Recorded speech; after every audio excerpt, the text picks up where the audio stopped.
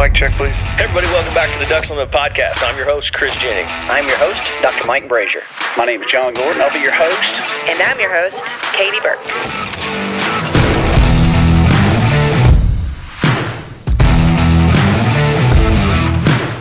Welcome to the Ducks Unlimited podcast, the only podcast about all things waterfowl.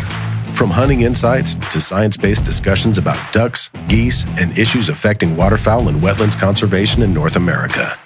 We bring the resource to you. The DU Podcast.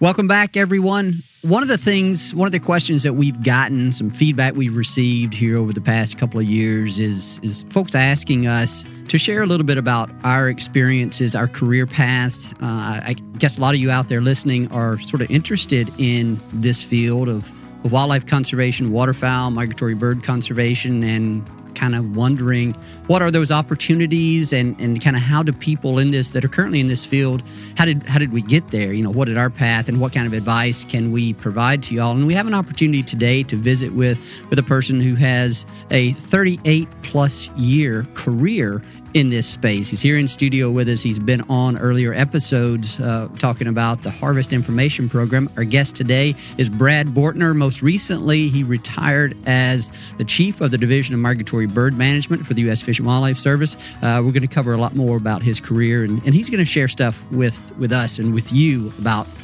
his experiences and his paths and opportunities. Brad, welcome. Thanks, Mike. It's great to be back. It's great to have you here in studio with us. You're in Memphis visiting with Dr. Karen Waldrop and I think a few other people. And Jessica Tyler, too. And Jessica Tyler on some of the other projects that you've got going now. You are retired from the U.S. Fish and Wildlife Service, but you're currently working on as coordinator of a Harvest Information Program improvement project. And you might touch on that a little bit as we get into this. But that was the main focus of those earlier episodes. I want to say they were episodes 124 and 125. I looked at that the other day. So folks can go back and look at that and get sort of an education on the Harvest Information Program from Brad and the work that he's been doing now.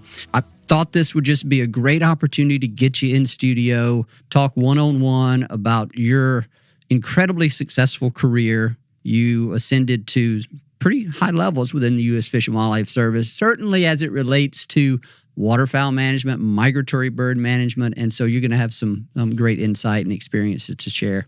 Well, thanks, Mike. You're pretty gracious with saying a highly successful career, but I did have a very rewarding career from my perspective, and I went places that I never thought as a kid that I would ever dream of going, nor did I ever really aspire to go to those levels. But when the time came, it was my turn to step up and take a leadership role. So I did end up in D.C. doing a lot of things that I would have never imagined I would have done as a entry-level biologist. Tell us about a young Brad Bortner, where you came from, what were your hobbies, what led you to an eventual career in wildlife conservation. It's a long story. I'm the son of a career Navy officer. My father was a captain in the Navy. He had a unique story in that he started off in World War II as an enlisted man, and he worked his way up through a career, switched over, what they call a Mustang, switched over to an officer and went up through the ranks. So born in Massachusetts, moved to Florida, moved to Guam, moved to California, lived all over, ended up in high school years in Annapolis, Maryland, when my father was the chairman of the electrical engineering department at the Naval Academy. Went to school on the shores of the Chesapeake Bay, watching flocks of swans and canvasbacks. I can remember stopping on the athletic field in the middle of practice one day when I saw my first bald eagle fly over. Oh, wow. And so having that kind of exposure to the Chesapeake, one of my best friends, or my best friend in high school, lived on the shores, on a farm on the shores of the Chesapeake Bay. My father wasn't a hunter, but my friend's family hunted, and they invited me to go. And, Mr. Rich was one of those role models for me.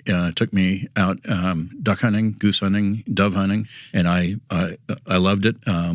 And I think I told you before, in 10th grade, was walking across campus one day, and I looked in a friend's Jeep, and sitting on the front seat was a book that said, careers in environmental studies or something like that. And I said, I'm going to need to do something when I graduate. And what do I really love? I think I'd like to be a waterfowl biologist. I think I'd actually wanted to be a refuge manager. Yeah. And I started putting the things together.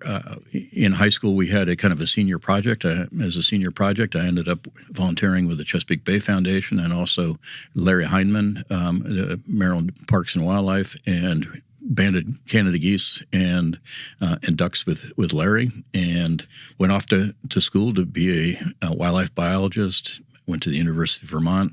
My major advisor there, Dave Capon, suggested at one point, there's this research station up in Manitoba. You ought to look into it. It was the Delta Waterfowl Research Station. And wrote a letter up to somebody who had a long career here with Ducks Unlimited after Bruce Batt. Mm-hmm. And Bruce accepted me as a Macmillan. They were starting a new project on marsh ecology, and I was kind of interested in habitat aspects. And Bruce invited me up to be a Macmillan Fellow for the first summer of that project, working with guys who had long careers with Ducks Unlimited and DU Canada, Henry Merkin and others, and I was exposed to a whole bunch of folks that I've worked with throughout my career. Dr. Al Afton, who you know, Dr. Frank Rohr, who you know quite well, and a number of others, Jeff Nelson and Ray Alasauskas, and just was fascinated by all the different people focusing on waterfowl biology, and I found it inspirational, and went on to graduate school. Started off at Johns Hopkins. I wanted to work on swans because of my early exposure to swans, and spent a year at Johns Hopkins School of Public Health and Hygiene, studying with an ecologist there, and then finally transferred to the University of Maryland when I got a grant from the U.S. Fish and Wildlife Service to study the food habits and habitat use of tundra swans and madam mesquite. My real interests were in the bioenergetics and looking to see how they were acquiring food energy on the landscape and then utilizing it over the course of the winter. In a nutshell, that's how I got into it. I've been very fortunate in the course of my career to meet the right people at the right time, and sometimes you just have to. There's a dream out there. There's an opportunity, and you have to be bold enough to grab that opportunity.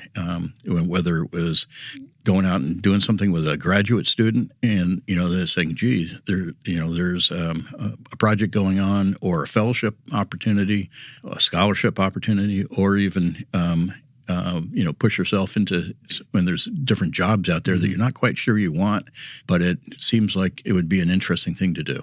So would that be your number one advice to people that are thinking about this, that young, let's say they're maybe even in high school, but also early college, people are thinking about a career in this field?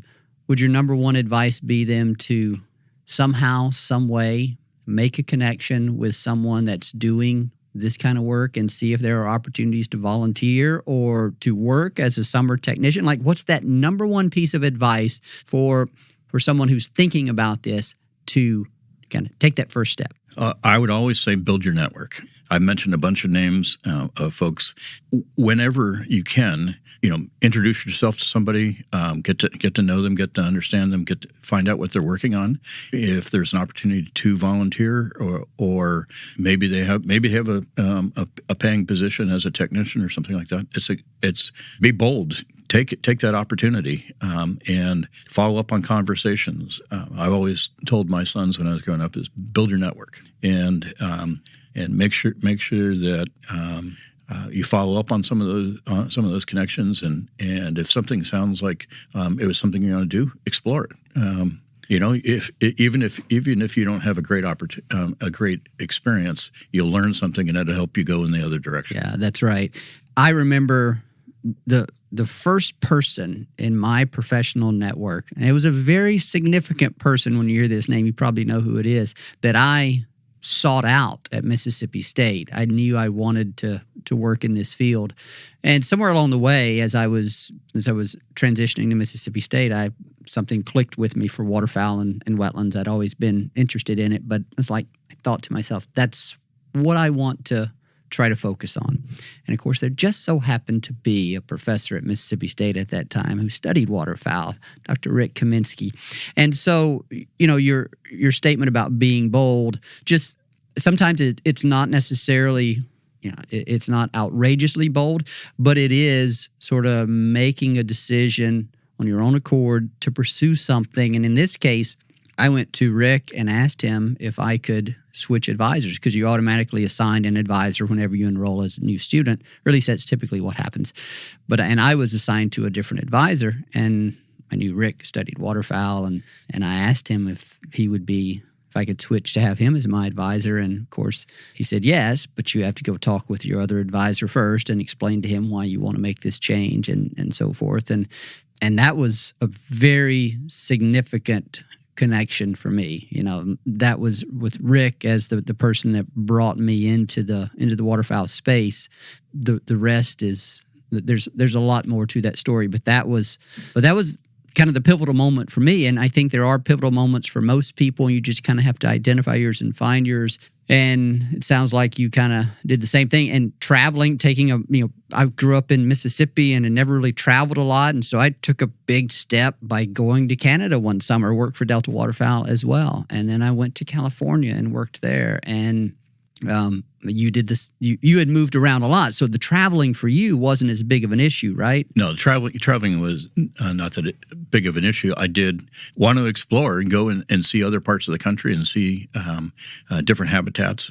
Like I said, I was kind of always been interested in the habitat side of things. I picked up a forestry degree along the way also because I was kind of interested in the more of the management aspects than the population side of, and then I ended up working as a population ecologist. But I went to Manitoba and enjoyed that. I had spent the summer before that working in Wyoming for the Bureau of Land Management. And, again, just one of those things, there was an opportunity and said, let's go try something new. So on the traveling, we're going to kind of go in a different direction here. On the traveling side of things, in your life through all the different phases of it, and certainly in your career within the U.S. Fish and Wildlife Service, you've traveled to a lot of places and seen a lot of waterfowl habitats, a lot of ecosystems, ecoregions that are important to waterfowl. Which one do you think back on, and are you most thankful for? Which one was most fascinating, or are you most thankful to have visited?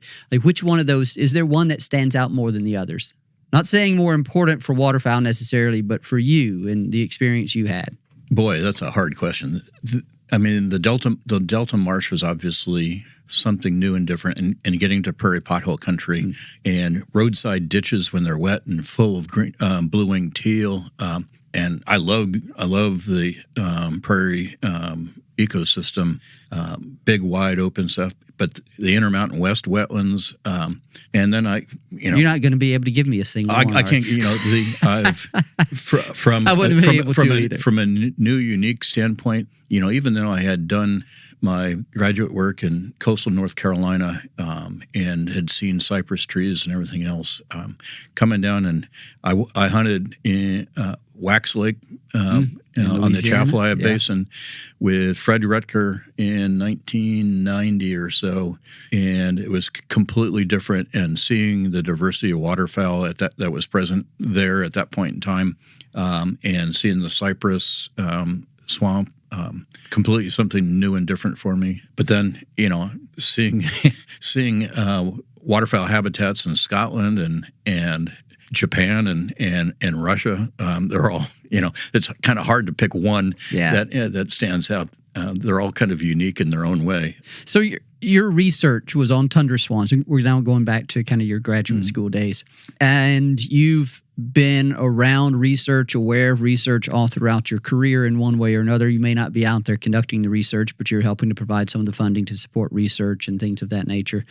How much has it changed? Like, as you think back to the way, whether it be methods, topics, what have been some of the biggest changes, more notable, memorable changes that you've seen in terms of the research side of things over the years? Well, certainly technology has changed dramatically.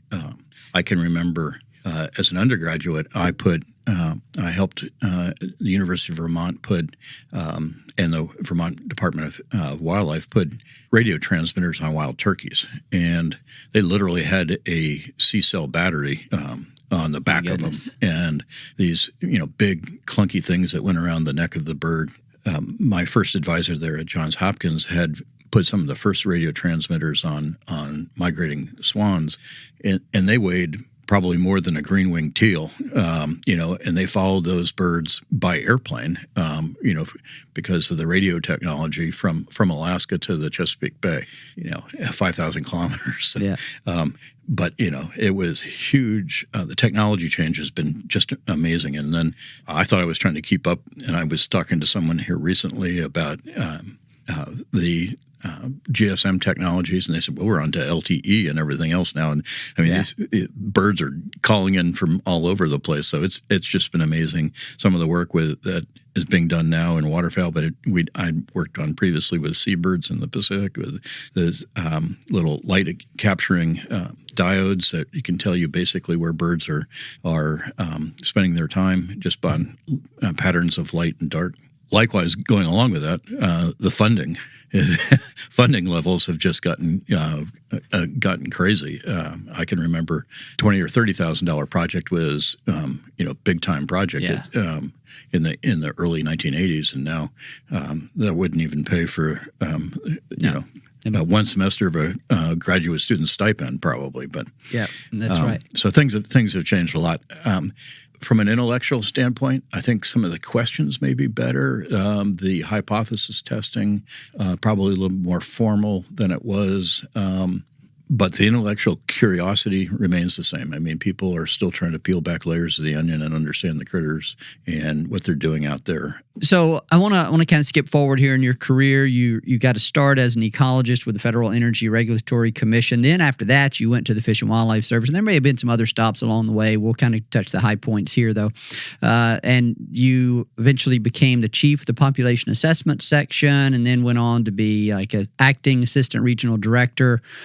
Looks like for external affairs for the Pacific region of the Fish and Wildlife Service, and then a few other things. Actually, one here that's kind of, I think, notable, chief of the Division of Migratory Bird and Habitat Programs in the Pacific region as well. And those positions within the Fish and Wildlife Service allowed you to see and make decisions that affect a lot of the monitoring efforts of the Fish and Wildlife Service relative to migratory birds, the management and decision-making of migratory birds. And so as we were talking, I asked you about research and how it's changed. There are also certain core principles that go along with migratory bird management from a principle standpoint that haven't changed much, and that is the importance of data and monitoring to inform decision making. One of the things that you saw a lot of, saw growth of, is more data-based decision making. That had to have been that you were right there in the midst of adaptive harvest management, which became at least in terms of your career, where it became a highly informed decision process. USGS, sister organization or bureau to the U.S. Fish and Wildlife Service, has invested heavily in structured decision making and informed management. How big did that become as a leader and decision maker in the Fish and Wildlife Service? How much did that kind of change the framework of some of those decisions, and maybe even your ability to be more confident in them? Anything to offer there? It's been huge. As you mentioned, I was around in the bird office in 1988 when it was a drought on the prairies. Things were bad. We'd gone through the 1985 drought. In 1988, the seasons were restricted again down to a 3-bird bag limit, and the Atlantic Flyway 30-day season. Same sorts of thing in the Mississippi Central and the Pacific Flyway. It was time of great acrimony. and a lot of hostility between managers at the federal and state level in the flyway system. A lot of concern out there. I can remember we used to have public meetings at that point in time and having people testify, people from the waterfowl management community testify that we should close the duck season in 1988. I won't mention names, but it was pretty startling. And then we worked on an environmental impact statement that talked about having stabilized regulations. And out of that, Fred Johnson, who you know, and myself and some others started talking. The flyway reps, Jerry Surrey, Ken Gamble, Jim Bortner, and Dave Sharp we started talking about ways to implement that. And what happened is Fred was reading some of the fisheries management literature and stumbled upon this concept of adaptive resource management, and we started talking about how to explore that and how to broach it with the flyways, and we ended up developing what it became AHM. There's a long ways of saying that we came up with this system, and it has it's had good parts and bad parts. And the good part is it's taken a lot of the acrimony out of the system. As a little anecdote, I once had the opportunity to talk to Lynn Greenwald, who was a former Fish and Wildlife Service director during the late 70s, early 80s, and Dan Ash, who was the director in the Obama administration. And I asked them both the same question: is Lynn, how much of your time when you were director of the Fish and Wildlife Service did you spend on duck regulations? And he said, probably a quarter to a third of my time. Wow. And I asked Dan Ash the same question, and he said less than 1% of his time. Wow. And not all of that is due to AHM and everything else. A lot of other resource issues that demanding more time from the director of the Fish and Wildlife Service. But I also use that as an example of how we have quieted the waters to some extent, maybe too far, because some people just assume, duck regulations don't matter and the process doesn't matter, and it just is a little black box and it'll crank out a number, and we may have lost some attention and some priority in people's minds. So that might be the con for the pros, but I think that the pros for adaptive harvest management and the introduction of structured decision making and very clear guidelines for when to select which season has been a major advance in waterfowl management in the course of my career. Brad, we're going to take a break right now. We will come back and we'll talk a little bit more about your career. But as part of that, I want to ask you some questions about some more memorable experiences, some of the larger challenges. What were some examples of the things that really tested your resolve as a level-headed guy, being in those positions, especially once you got to the overall chief of the Division of Migratory Bird Management? What are some of the more challenging issues that you had to work with, and maybe a few other fun things in there? So stay with us, Brad. We'll be right back.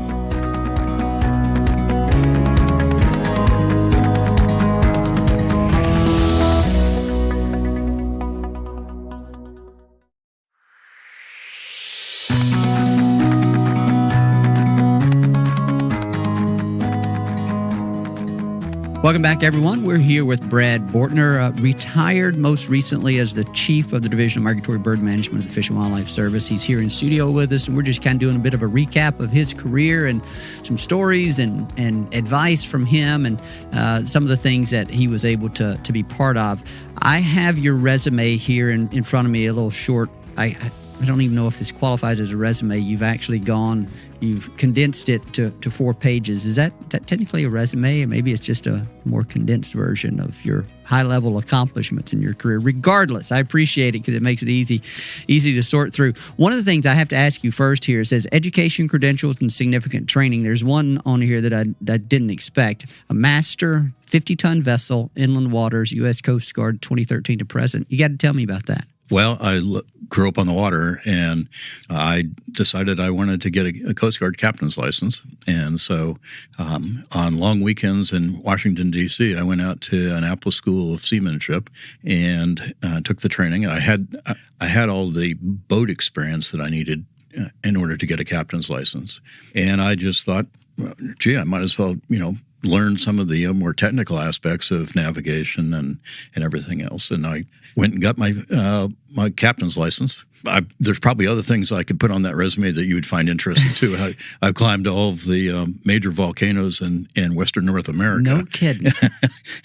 And I'm a member of a mountain climbing club in the Pacific Northwest, and I've taken all of their climbing classes from basic climbing to high altitude, steep ice and snow. So just have a lot of interest, Mike, and that's just one of those things that's in there. That's pretty cool. I had no idea. Now, do you exercise that skill as sort of a primarily captain? By chartering motorboats and taking tours around the Sailor Sea, Puget Sound. I've sailed or cruised all the way up through Sitka, Alaska, Juneau, and you're doing that kind of stuff now. Those things now. Just mainly family and friends. Yeah, it's just charter a 50-ton boat or a relatively big yacht and go cruise around. And the rental companies and the insurance companies find it comforting, I think, that I'm driving their $1 million boat and I have some sort of credentials that, not just, it's just one of those things. But, most of your duck guides out there also have, if they're paying customers, have to have what's called a six-pack license, which is essentially the same license, but I've upgraded it a little bit bigger boats, not too many 50-ton duck boats. Yeah, I wouldn't think so. Although some can probably get close. Elaborate portable blinds, right? No, just if this retirement gig doesn't work out for me, I can drive a water taxi somewhere. That's right. Well, that's pretty cool. And your climbing interest and skill, had no idea of that either. What's any recent outings? No, I actually. With one of my when I got to one of my previous Labradors, I ended up spending so much time training and hunt tests and that sort of thing that it kind of ate into my climbing season. And then when I got into DC, there just wasn't any time to do that kind of thing. And so it's been a while. It's been a while, okay. and I'm not nearly in the shape that I need to be to go to 12,000 or 14,000 feet. So. Yeah, if you have a chance today, you should visit with our chief brand officer, Doug Barnes. He was a big climber in the day. I don't think he's doing much of that anymore either. Yeah. So, but do you know Doug? I do. I've met him, and actually I have a meeting scheduled up right after this. Did you know he was a climber? No, I did not. Yeah, he used to be anyway. I don't think he does a lot of that anymore, as I was saying. So, from a career standpoint, as you look back across it, and as I said, you've culminated your career as chief of the Division of Migratory Bird Management. And what all does that cover? You don't have to go into great detail, but what does that person do? Well, it's changed since I retired, but when I was chief, I was basically in charge of all of the migratory bird personnel stationed out of headquarters, which is our pilots, our research scientists or population ecologists that do all the assessment work, our regulations development staff, some communications. So we were involved in all sorts of collecting data, analyzing data, making recommendations on regulations, not only hunting regulations, but other management regulations like, black vultures and double-crested cormorants and that sort of thing. And then that would go into the regulatory process. We also, during my tenure, developed a raptor group, and we're looking at raptor conservation and management with the focus on renewable energy development. We spent a lot of time on coming up with regulations for the incidental take of golden eagles and bald eagles, and a whole bunch of other things. We, during my tenure, celebrated the 100th anniversary of the Migratory Bird Treaty with Canada, was involved in participating in or leading the the discussions that we have with Russia and Japan and Mexico and Canada on Migratory Bird Treaty Act, or the Migratory Bird Treaties, and making sure that we're meeting our obligations under the treaties and having discussions of conservation issues. So it's soup to nuts, everything on migratory birds. Also, the national program leader to the point of allocating out the national budget to the regions, to the division, trying to make sure that we're meeting the priorities of the service and of the administration in accomplishing migratory bird conservation and management. The setting of waterfowl harvest regulations that falls under that position, right? Yeah. Now, on that part, I want to be clear that what the chief does there and the division is we analyze the data, we make recommendations to the service directorate and also to the flyways. And then when the recommendations come in from the flyways, we evaluate those and make recommendations to what's called the Service Regulations Committee, which is a group of high-level decision makers appointed by the director of the Fish and Wildlife Service, who evaluates that, takes into account what they know about what's going on in their regions, and they make a recommendation to the director. The division chief is kind of the chief science arbiter, a chief science advisor on those recommendations, and either recommends that the service adopt those or they don't adopt them. And sometimes the director decides to adopt what the flyways recommend over top of what the professional staff says. Sometimes they agree with the professional staff. So I wasn't making the ultimate decision on the harvest regulations. The director and the assistant secretary for the Department of Interior make those. But the waterfowl breeding population and habitat survey, that's we're sitting here in mid-May, and it's, if it hasn't started already, it should be soon. It's kind of a late spring, I know. But that was all under the supervision of you and your staff, right? I ran a small airline. And it was that was another thing in your resume that I noticed.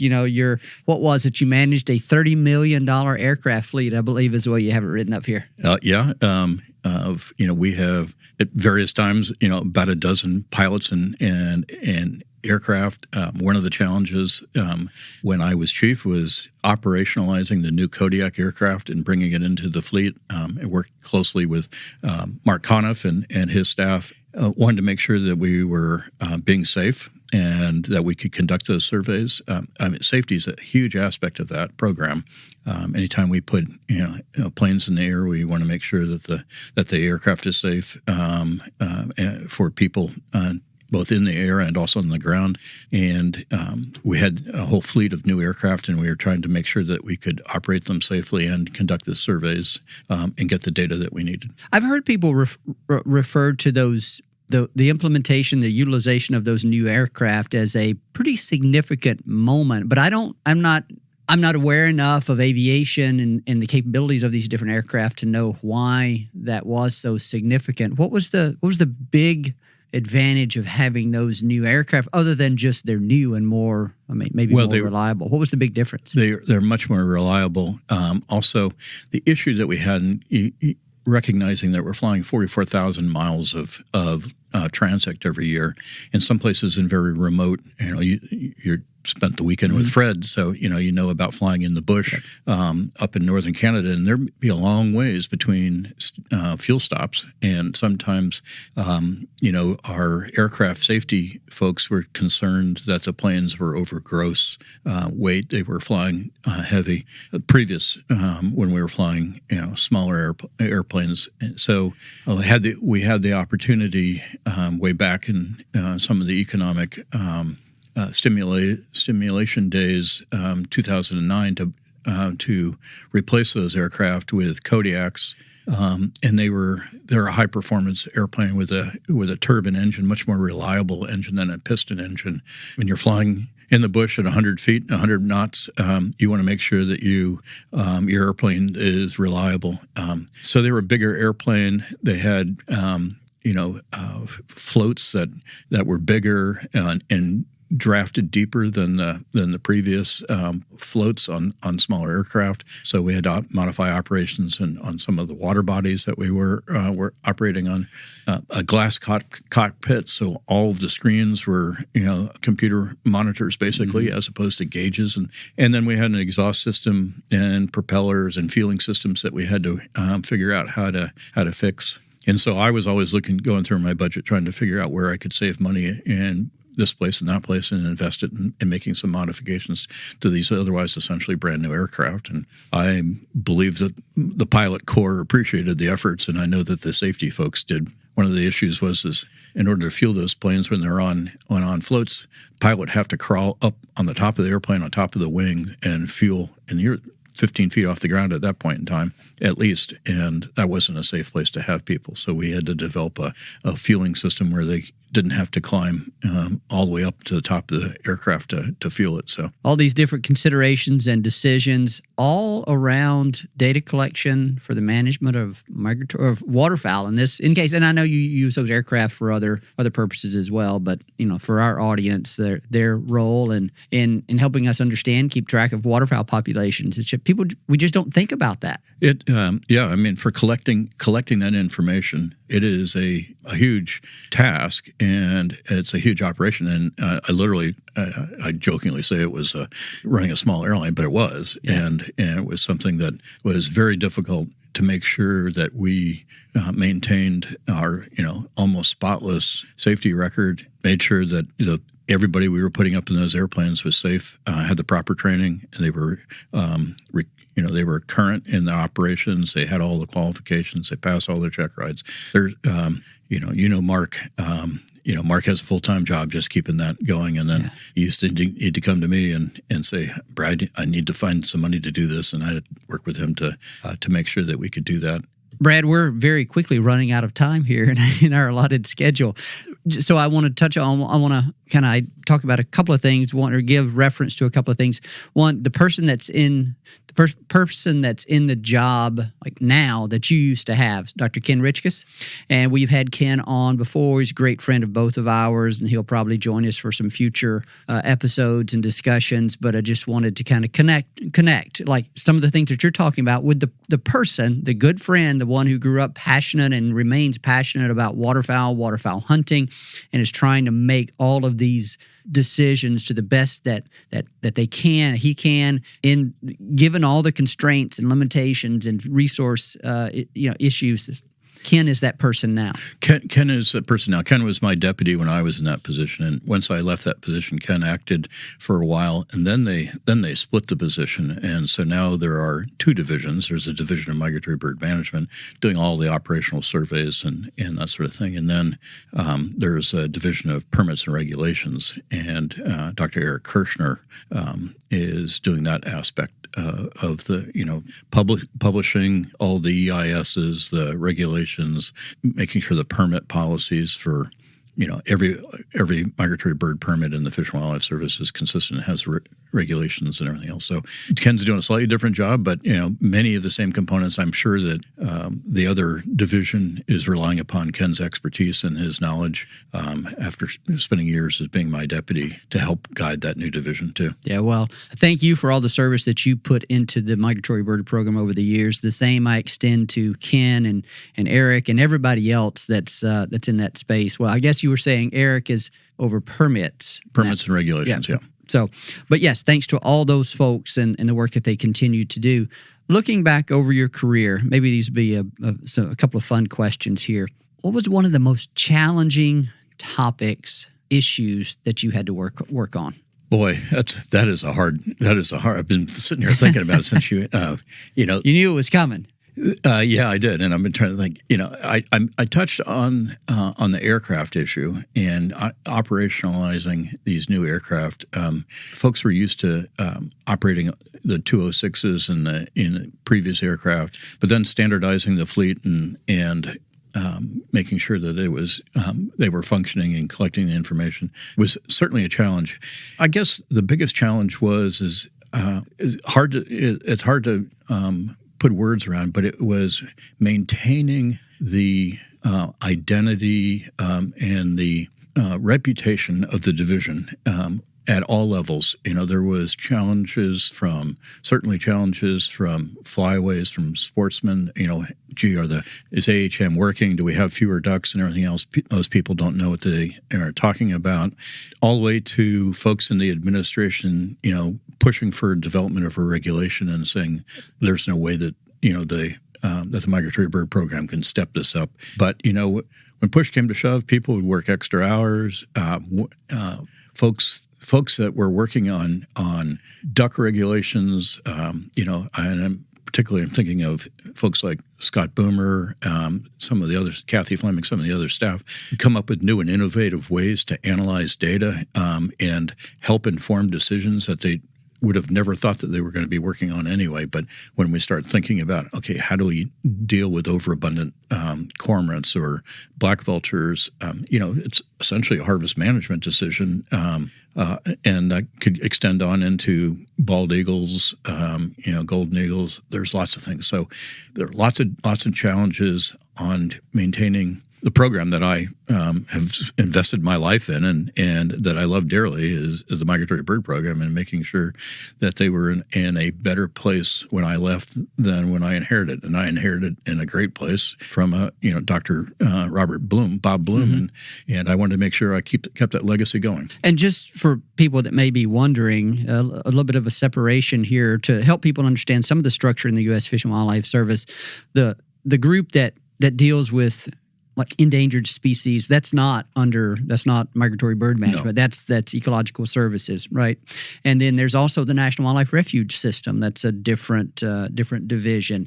And so those, that would be like why you didn't name some endangered species as your greatest challenge, the one that you got beaten up about, right? Well, we did, when I was working in Portland, we did delist the Aleutian Canada goose and had to develop a management plan and figure out how we were going to manage a species that went from the endangered species list to the harvestable species list in basically a very short period of time. So in that situation, it transitioned from primary authority under Ecological Services over to the Division of Migratory Bird Management? That's correct. Okay. I kind of figured that was the way it worked, but I wasn't entirely sure. And so then kind of on that, this I think will be our last question, but it speaks to like accomplishment and things that you look back on most fondly, and what are you most proud of? Your 35-plus year career of public service centered around management of migratory birds. What are you most proud of? What is one of your favorite memories or proudest moments and all that? The people that I brought in, the people that I hired, the young person that you took a risk on, I hired at least one of your classmates into the service right after completion of his PhD, and my legacy is the people that I brought to the program. I'm not the best and the brightest, but I hired the best and the brightest that I could at the time, and what they brought to the program and what will leave is much greater than anything that I would have personally accomplished for the program. So I think of the team as being my legacy, my greatest accomplishment, not anything that I did individually. That's a great place to leave it. Brad, thank you for taking some additional time here with us this morning. Thanks for sharing more of your story, for providing some advice to folks listening, maybe young in their life, maybe at the very start of their career, thinking about a career in this. Hopefully they're able to gain a few pieces of information that's going to be useful to them as well. Thank you for the service to the resource over the years, and all your staff as well that you brought in, and the staff that are there now, and Ken and everyone else that's kind of represented by that profession and your career in it. Thank you, Brad. Thanks for being here. Thanks, Mike. I appreciate it. I didn't get a chance to talk about HIP, but I'll be back to talk about what we can about increasing hunters' knowledge of HIP and the requirements at some other point. Yeah, that's right. You've been on a number of podcasts talking about the Harvest Information Program, and we'll get you back to do another update on that. I know you're still working on that. We'll be eager to learn the latest, but thank you, Brad. It looked like I was twisting your arm. It's all good. Appreciate it. A special thanks to our guest on today's episode, Brad Bortner. We appreciate his time, appreciate his service to migratory bird resources, waterfowl regulations over multiple decades. As always, we thank our producer, Chris Isaac, for the great work he does on these episodes. And to you, the listener, we thank you for your time. We thank you for spending it with us, and we thank you for your support and commitment to wetlands and waterfowl conservation. Thank you for listening to this episode of the DU Podcast. Be sure to rate, review, and subscribe to the show, and visit www.ducks.org/DU Podcast for resources based on today's topics, as well as access to more episodes.